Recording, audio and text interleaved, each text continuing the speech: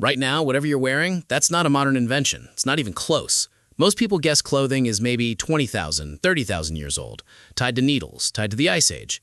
They're off by over 100,000 years. And the proof isn't a piece of fabric. Fabric doesn't survive that long. The proof is a parasite that's still living on human bodies today, one that could only have evolved once we started covering our skin. The real story of clothing isn't about staying warm. It's stranger than that, and it starts with lice. Here's what makes this genuinely confusing. For roughly 150,000 years, our ancestors in Africa wore nothing. No hides, no wraps, nothing. They didn't need to. They lived where it was hot, and their bodies were built for that heat. Lean, dark-skinned, covered in sweat glands instead of fur. So somewhere along the way, that changed. And the obvious explanation, it got cold, so we put on clothes, doesn't hold up on its own. Humans left Africa for colder climates only around 70,000 years ago, but the evidence says clothing shows up well before that, which means something happened first, in a warm climate, for a reason that had nothing to do with the weather. In 2003, a biologist named Mark Stoneking led a study that didn't look at bones or tools at all. He looked at lice. Humans host two separate species of louse, head lice, which cling to hair, and body lice, which live in clothing and only visit skin to feed. Body lice can't survive without fabric. No clothes, no habitat, no lice. So Stoneking's team compared the DNA of both species to figure out when they split into two distinct lineages. The answer? Roughly 170,000 years.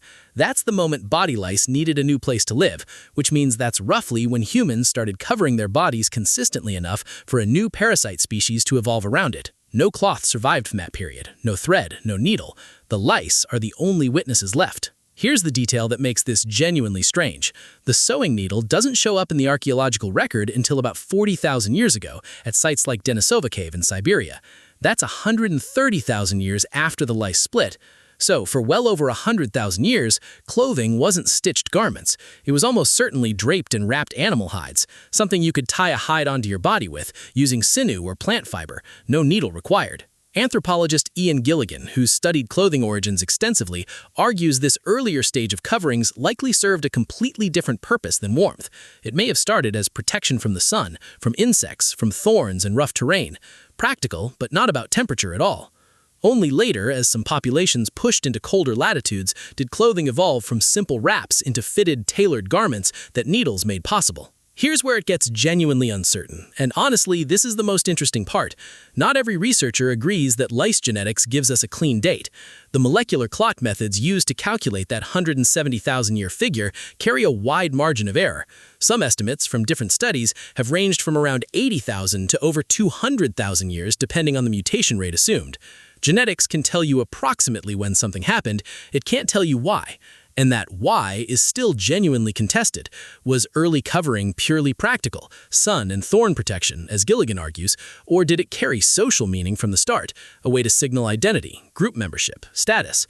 Some researchers point to evidence of ochre pigment use around the same rough time frame and argue that early humans were already deeply invested in how their bodies looked to others, which suggests clothing may never have been purely functional at all. There's no consensus, and that's not a gap in the story, that's the honest state of the research.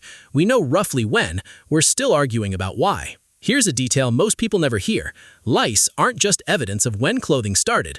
Genetic studies on human body lice have also been used to estimate when humans first started wearing clothes heavily enough in cold enough places to help lice spread between different human groups, essentially using a blood-sucking parasite as a stand-in record for early human contact in migration patterns. A parasite most people spend their whole lives trying to avoid turned out to be one of the best historical archives we have. So, tomorrow morning, when you get dressed without thinking twice about it, you're repeating something your ancestors started figuring out roughly 170,000 years ago, long before there was a needle, a loom, or a single word for fashion. Clothing wasn't the finish line of some grand plan, it was a slow accident. Wrap a hide around your shoulders to keep the thorns off, and 170,000 years later, you're standing in front of a closet deciding what you are today. The technology changed completely. The instinct never did.